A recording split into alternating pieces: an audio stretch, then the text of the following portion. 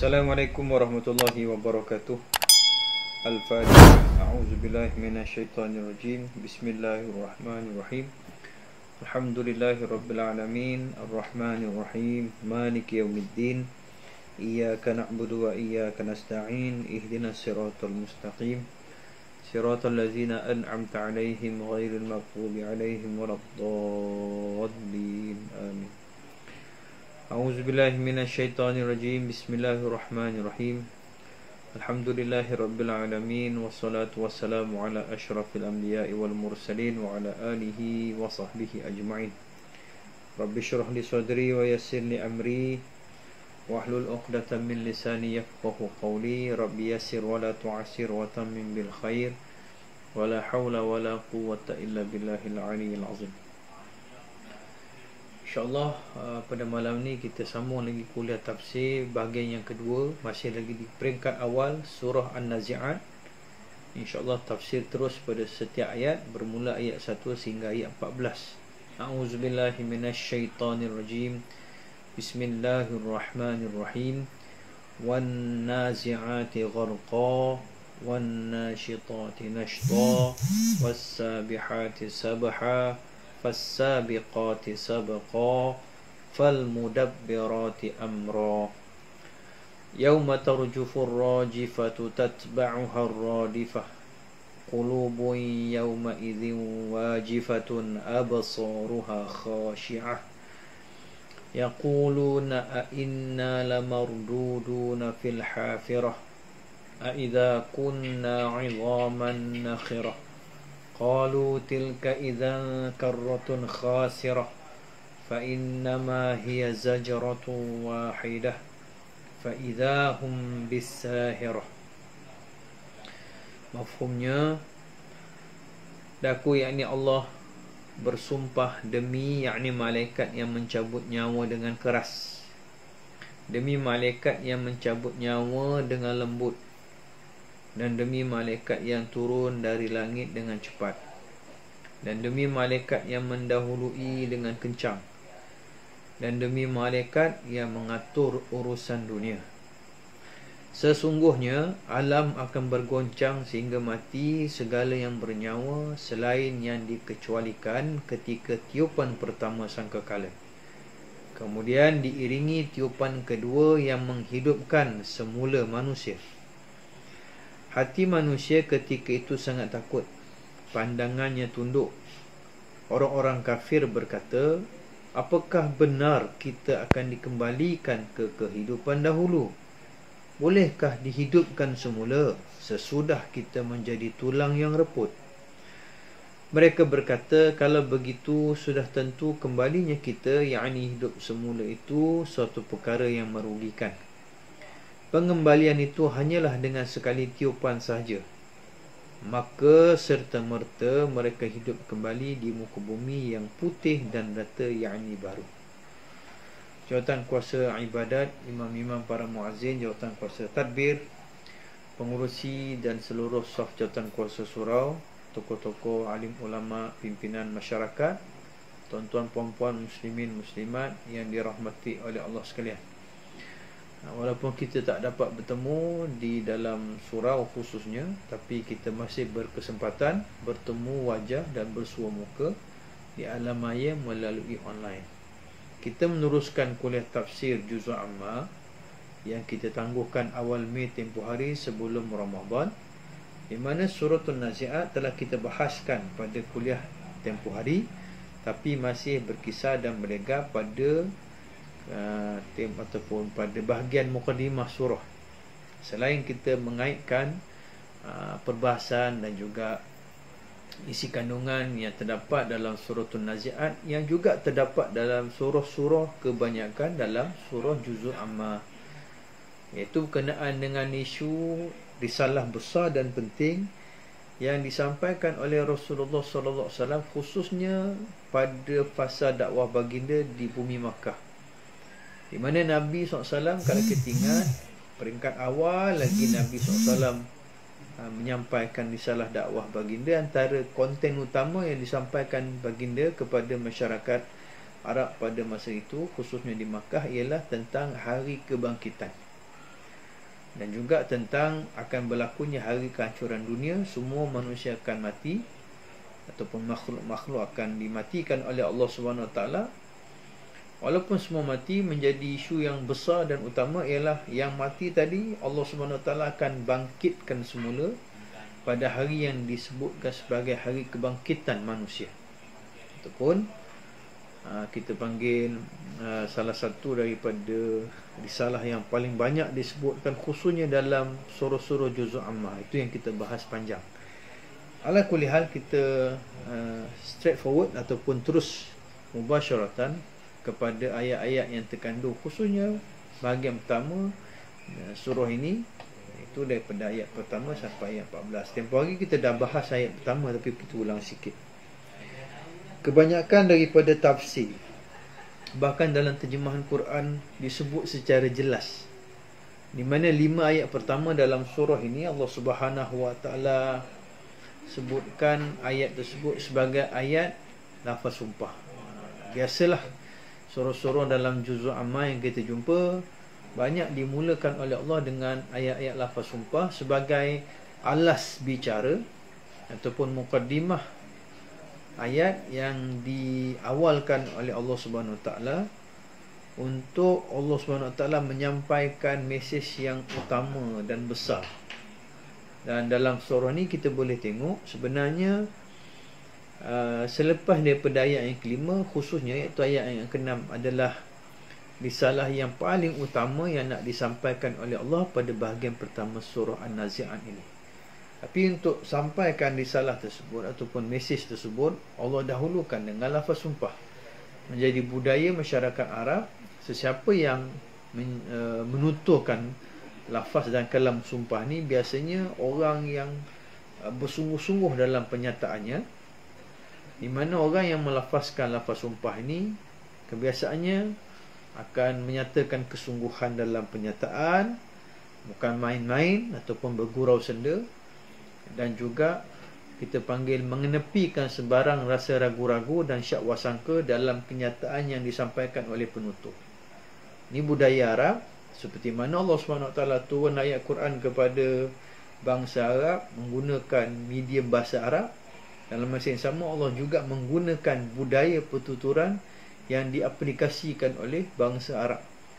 Mereka bersumpah dan sebagainya, maka digunakan kaedah tersebut. Mereka bersyair, berqasidah. Pendekatan itu juga diguna pakai dalam Al-Quran.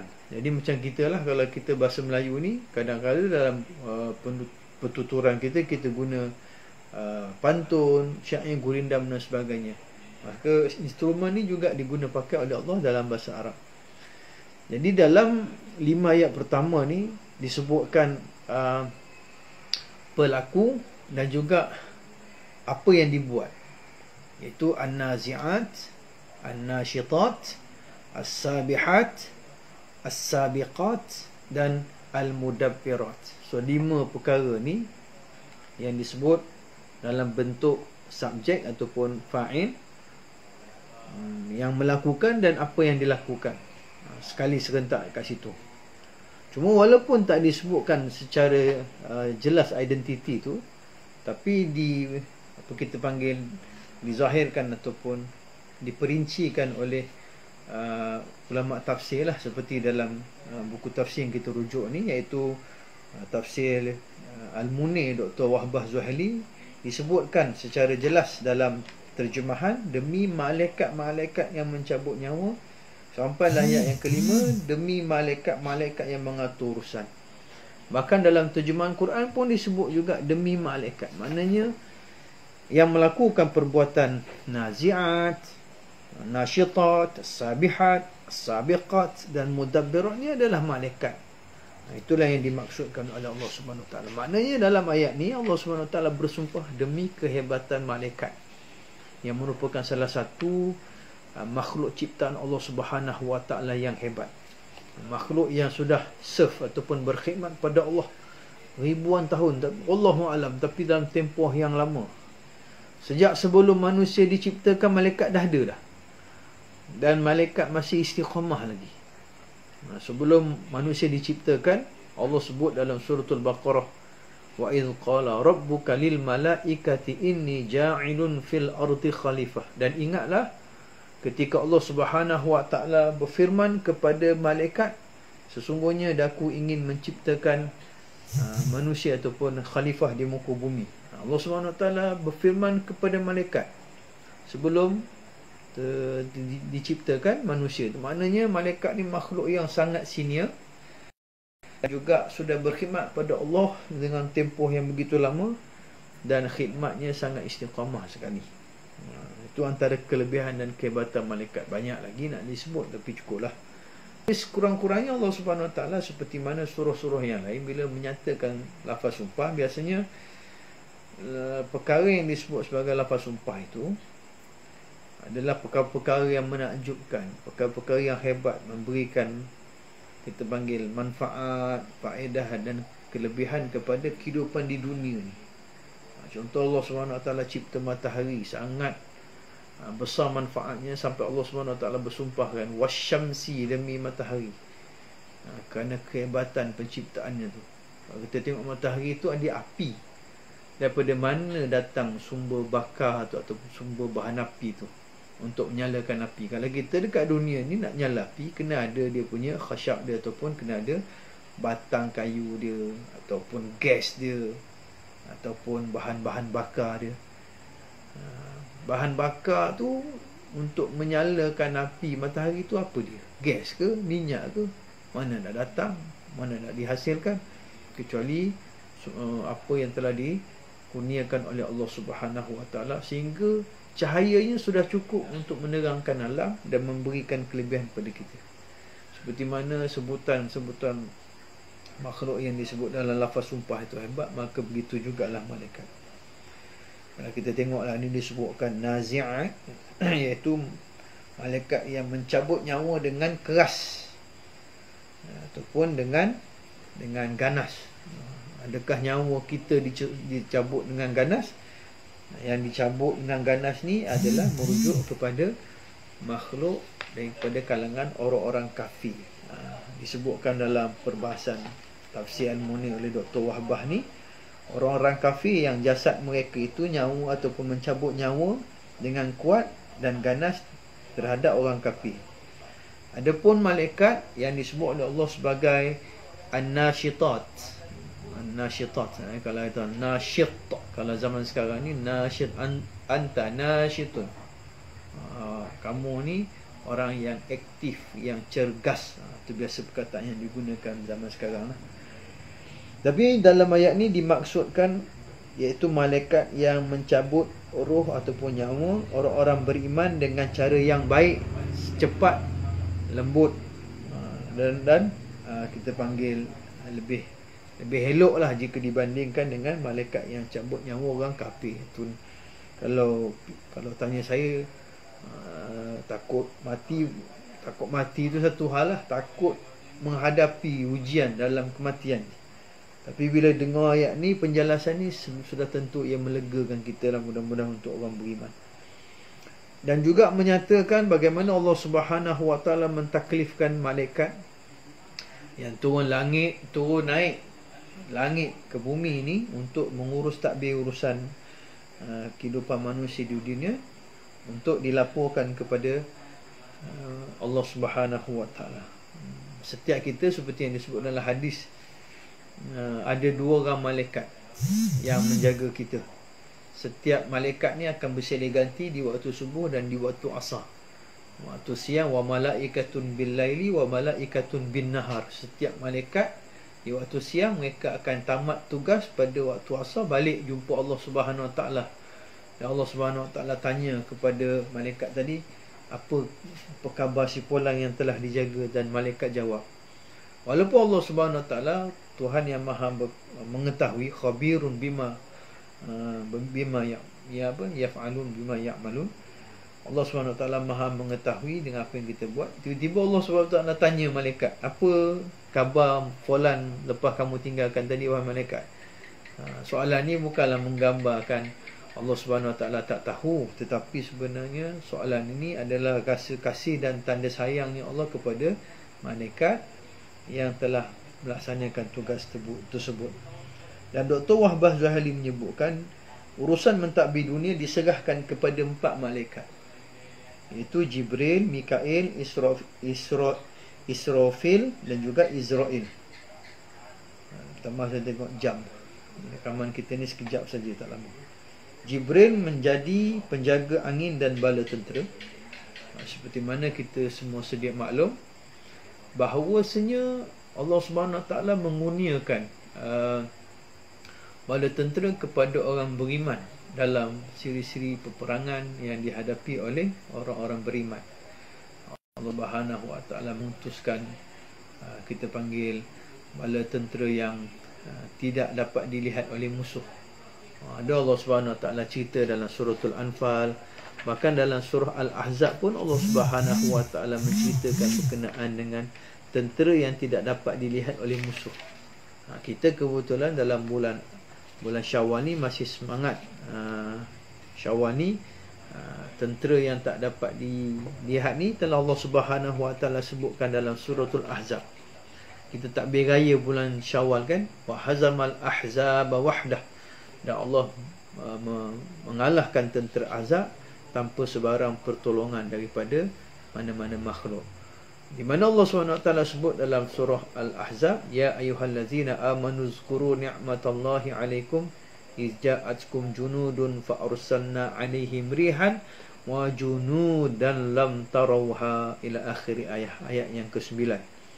Wahai orang beriman, ingatlah akan nikmat Allah yang telah dikurniakan kepada kalian ketika mana bala tentera Ahzab datang kepada kalian, lalu kami yakni Allah mengirimkan kepada mereka angin dan juga bala tentera yang tidak dapat dilihat olehmu dan oleh mereka. Ini antara bala tentera yang diturunkan oleh Allah untuk membantu orang beriman. Yang menjadi ketuanya ialah malaikat Jibril. Kemudian malaikat Mikail menjadi penjaga hujan dan tumbuh-tumbuhan. Malaikat Israel menjadi petugas mencabut nyawa, dan Israfil merupakan malaikat yang turun dengan tugas-tugas khusus.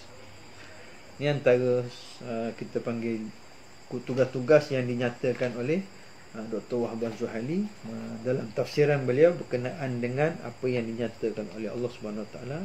5 ayat pertama, was-sabihat ni daripada perkataan tasbih juga. Tasbih, asal perkataan tasbih ni berenang sebenarnya. Sabaha ni berenang, tak bergegar. Kalau masbah, kolam tempat berenang. Wa kullun fi falaki yasbahun. Dalam surah Yasin kan disebut. Asal tasbih ni sebenarnya meninggikan Allah ataupun mensuci dan meninggikan Allah. Tugas kita ialah mensucikan Allah, dalam erti kata meletakkan Allah pada kedudukan yang tinggi.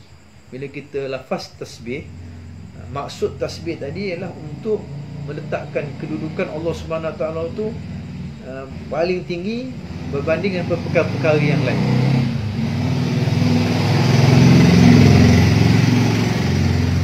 Masa itulah masa saya belajar, bila sebut perkara ataupun memuliakan Allah dengan meninggikan Allah SWT, membesarkan Allah, perbuatan berenang ni biasanya ialah perbuatan yang mengapungkan diri pada kedudukan yang tertinggi. Jadi kalau orang berenang, dia akan duduk pada tinggi. Jadi kalau orang yang tasbih, sabaha tadi, maknanya dia meninggikan Allah SWT. Itu maknanya sifat meninggikan tadi. Dan itulah yang dilakukan oleh malaikat, iaitu turun dari langit dengan cepat. Selain daripada maksud berenang tadi ialah beralih dari satu tempat ke satu tempat. Kalau kita berenang ni daripada satu tebing ke satu tebing, contoh macam itulah. Kemudian sabiqat, yang mendahului dengan kencang ataupun yang bergerak dengan pantas. Apa saja yang dilakukan oleh malaikat itu dilakukan dengan cepat dan pantas. Itu sifat malaikat ni. Kalau Allah Subhanahu Wa Taala perintah, serta-merta dilaksanakan. Malaikat ni dia tak pernah memaksiatkan dirinya kepada Allah Subhanahu Wa Taala. Saya teringat apa yang disebut oleh Allah Subhanahu Wa Taala dalam suratul Adiyat. Ketika Allah yang disebut sebagai Al-Adiyat, wal-Adiyati dhabha, iaitu kuda perang. Kuda perang disebut sebagai lafaz sumpah.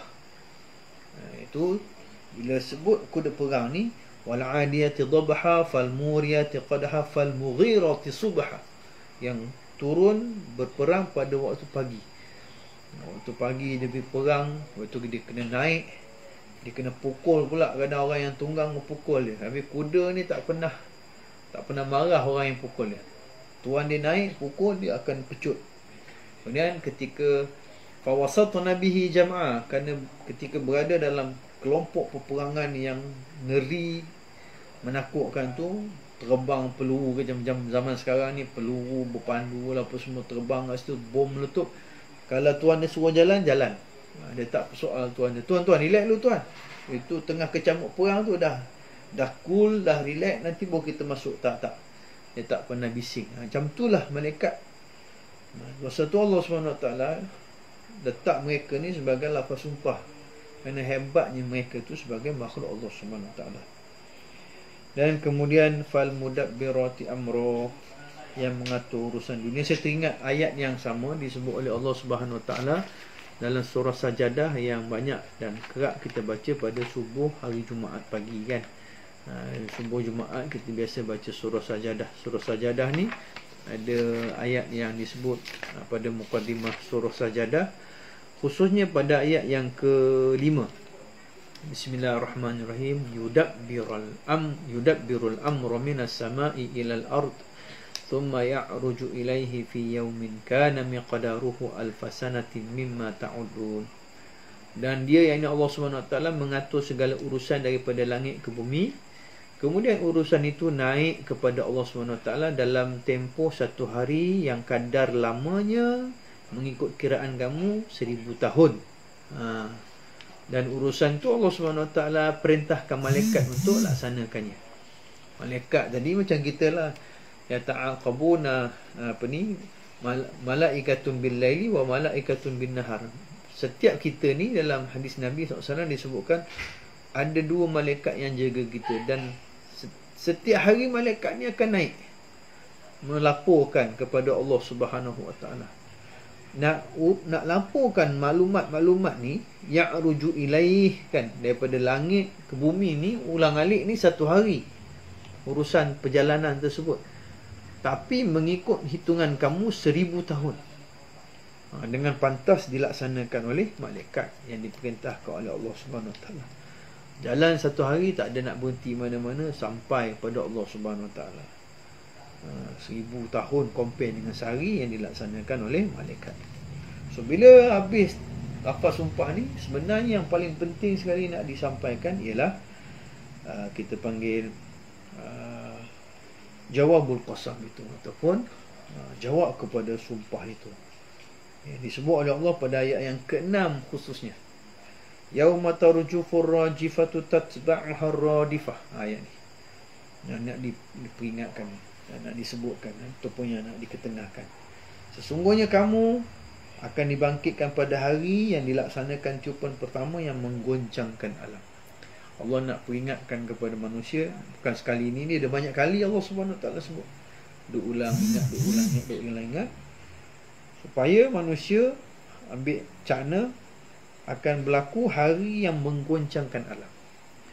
Macam mana kita hidup dekat dunia ni lama pun, akan tiba masa bumi ni akan hancur ataupun akan digoncangkan dengan segoncang-goncangnya. Maknanya goncangan itu akan menyebabkan kematian semua makhluk. Semua makhluk akan mati. Illa man sya'allah, melainkan adalah yang Allah SWT tinggalkan segelintir untuk dikecualikan daripada kematian tadi, antaranya malaikat lah. Namun begitu, selain daripada kehancuran dunia ni ataupun kehancuran alam ini, yang itu kita dah bahas dalam surah Abasa, dalam surah Takwir kan. Dalam surah Takwir kita sebut panjang itu kan, surah Takwir, surah Infitor. Ni banyak kita dah sebut dah itu, tapi kita ulang balik sebutan tersebut. Satu kita bahas itu panjang, masa kita kaitkan dengan surah, kita nak ingatkan balik kan. Dan Allah peringatkan pada, selain daripada kehancuran alam yang mematikan semua makhluk tadi, kemudian diikuti ataupun dituruti dengan tiupan yang kedua yang akan menghidupkan semula makhluk yang mati tadi. Manusia yang dah mati tadi semuanya berada di dalam kuburan. Biasa kita dengar dan baca, afala ya'lamu idza bu'thira ma fil qubur wa hussila ma fis sudur. Apakah manusia tidak mengetahui yang mereka akan dibongkar keluar daripada kubur mereka? Selain dibongkar keluar daripada kubur, mereka juga akan dibongkarkan apa yang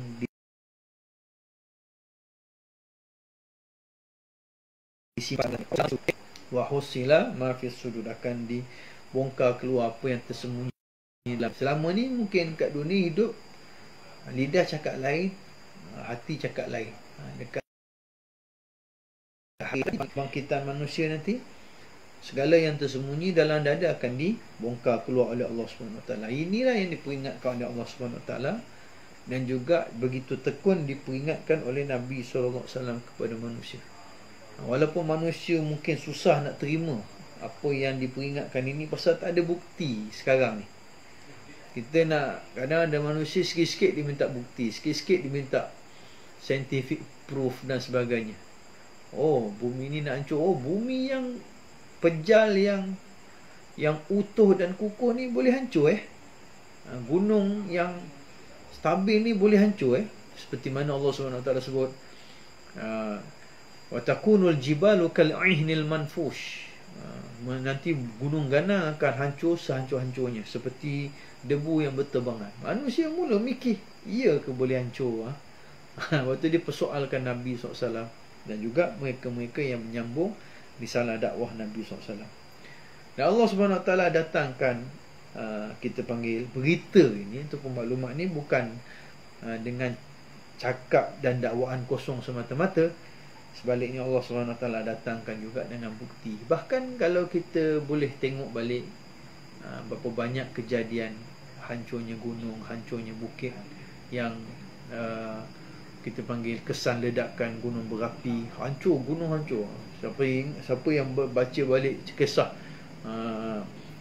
gunung berapi Krakatau bukan saja hancur, dia boleh kita panggil mewujudkan pulau yang lain pula dan sebagainya.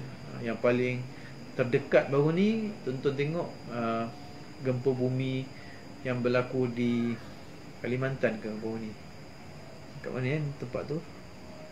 Palu di Palu.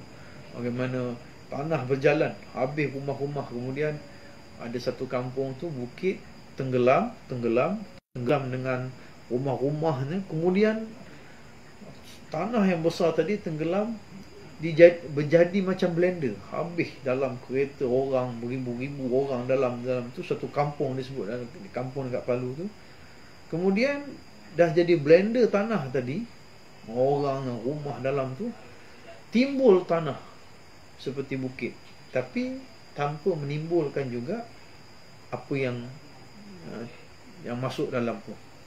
Mana tadi menenggelam rumah orang rumah tadi habis semua, tak tahu pergi mana, tapi muncul tanah yang baru. Ini Allah SWT tunjuk dekat kita depan mata dalam zaman kehidupan dekat dunia ni. Benda ni tak mustahil boleh berlaku. Dan selain daripada itu, Allah SWT memperingatkan juga apa yang akan jadi selepas berlakunya situasi yang penting yang disebut oleh Allah SWT dalam ayat 6 dan 7. Sebelum kita pergi kepada perbahasan yang lebih lanjut tu, cuba kita tengok apa yang disebut oleh Allah SWT dalam surah Az-Zumar. Dalam surah Az-Zumar, Allah SWT ada menyatakan pada surah yang ke-39. Saya saja ambil contoh bagaimana Allah SWT sebut dalam satu ayat pada surah Zumar, surah yang ke-39, ayat yang ke-68. Bismillahirrahmanirrahim. Wa nufikha fis suri fasa'iqa man fis samawati wa man fil ardi illa man syaa Allah thumma nufikha fihi ukhra fa idahum qiyamun yanzurun. Dan sangkakala pun ditiup, maka mati semua makhluk yang di langit dan di bumi, kecuali mereka yang dikecualikan oleh Allah Subhanahu wa taala. Kemudian diikuti sekali lagi sangkakala itu, maka seketika itu mereka bangun daripada kuburnya menunggu keputusan Allah. Maknanya ada dua tiupan kat sini, walaupun ada pandangan kata satu tiupan saja. Ada pandangan dua, ada pandangan tiga. Daripada tiga pandangan tadi, yang paling kuat ialah dua tiupan, di mana tiupan pertama mematikan semua. Kemudian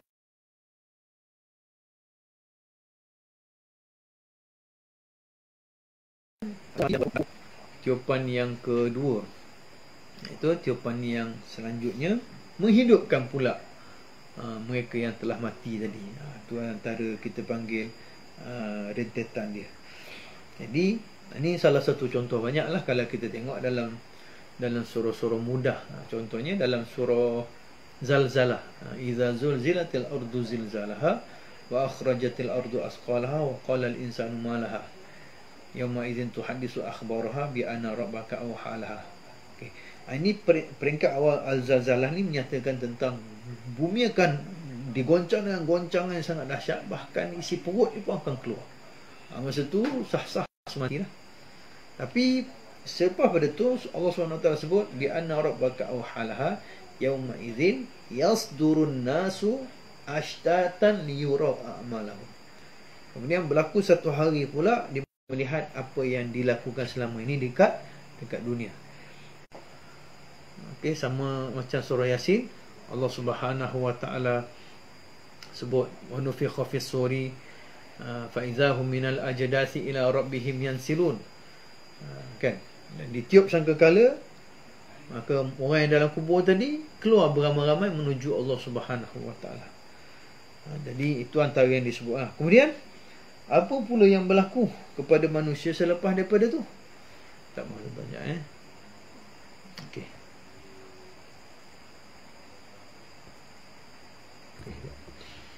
Okey, selepas daripada situasi ini Allah SWT ingatkan lagi, selain daripada manusia akan dihidupkan semula. Maknanya Allah peringat elok-elok kepada orang. Siapa yang hidup, kalau dia buat apa benda sekalipun, dia kena ingat setiap perkara yang dia buat akan dipertanggungjawabkan, iaitu khususnya pada hari kebangkitan.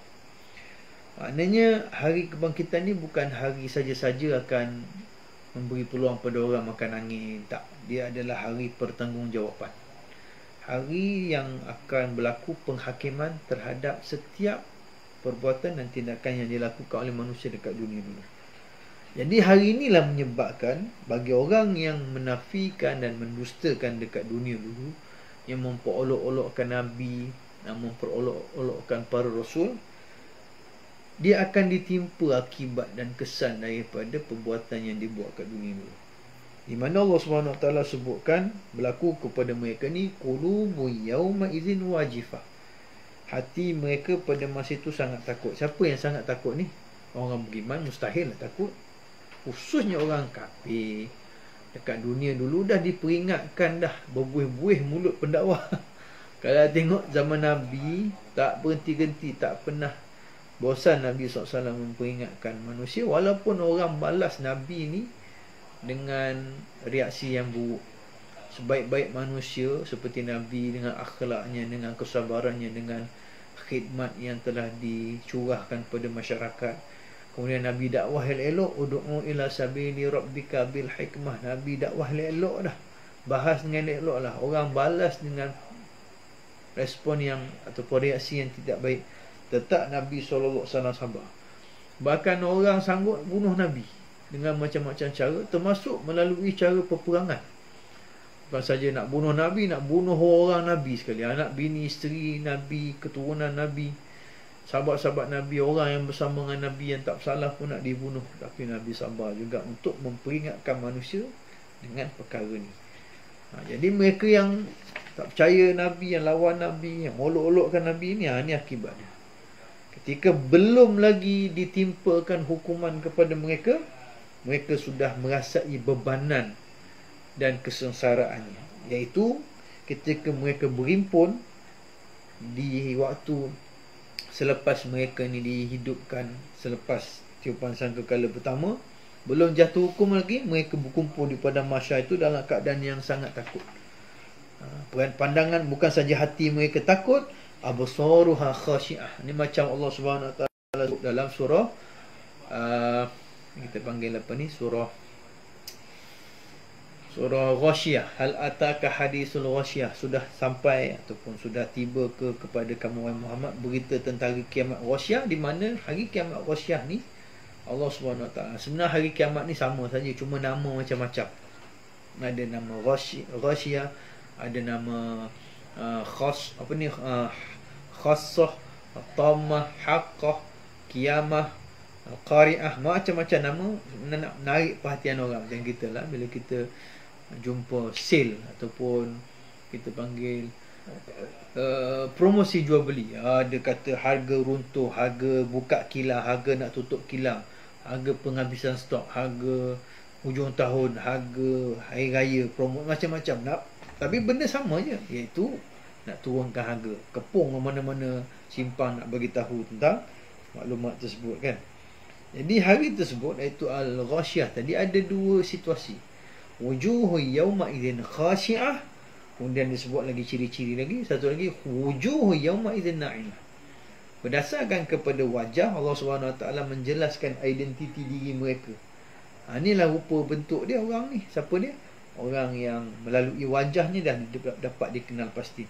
Wujuh yawma idzin khashi'ah, muka mereka dalam keadaan ketakutan, tunduk, takut. Pasal apa? Pasal mereka sudah menyedari akan ditimpa, kita panggil, malapetaka besar pada mereka. Saya rasa cukup sekadar tu saja. Masa tidak mengizinkan, kuliah kita ni hanya lebih kurang 30 minit untuk mendata lebih sikit. Nanti insyaAllah kita akan jumpa pada kuliah akan datang, membahaskan, kita panggil, pada ayat yang ke-10. Mudah-mudahan ada manfaat. Aqulu qouli hadza wa astaghfirullahal azim li wa lakum wa lisairil muslimin wal muslimat fastaghfiruhu innallaha wal ghafurur rahim. A'udzubillahi minasyaitonir rajim. Bismillahirrahmanirrahim. Rabbana iftah bainana wa baina qaumina bil haqq wa anta khairul fatihin. Allahumma ansuril islam wal muslimina fi Ghazzati wa fi Masjidil Aqsa wa fi Palestin wa fi kulli makan wa fi kulli zaman. Allahumma inna na'udzubika minal barasi wal juzami wal jununi wa sayyi'il asqam. Wa sallallahu ala sayyidina Muhammad wa ala alihi wa sahbihi wa baraka wa sallam. Alhamdulillah. Tangguh dengan tasbih kafarah suratul asri. Subhanakallahumma wa bihamdika asyhadu an la ilaha illa anta astaghfiruka wa atubu ilaik. Bismillahirrahmanirrahim. Wal asri innal insana lafi khusr illa allazina amanu wa amilus solihat wa tawassaw bil haqq wa tawassaw bis sabr. Wabillahi taufiq wal hidayah. Assalamualaikum warahmatullahi wabarakatuh. Stay safe, jaga diri tuan-tuan, yang baik-baik.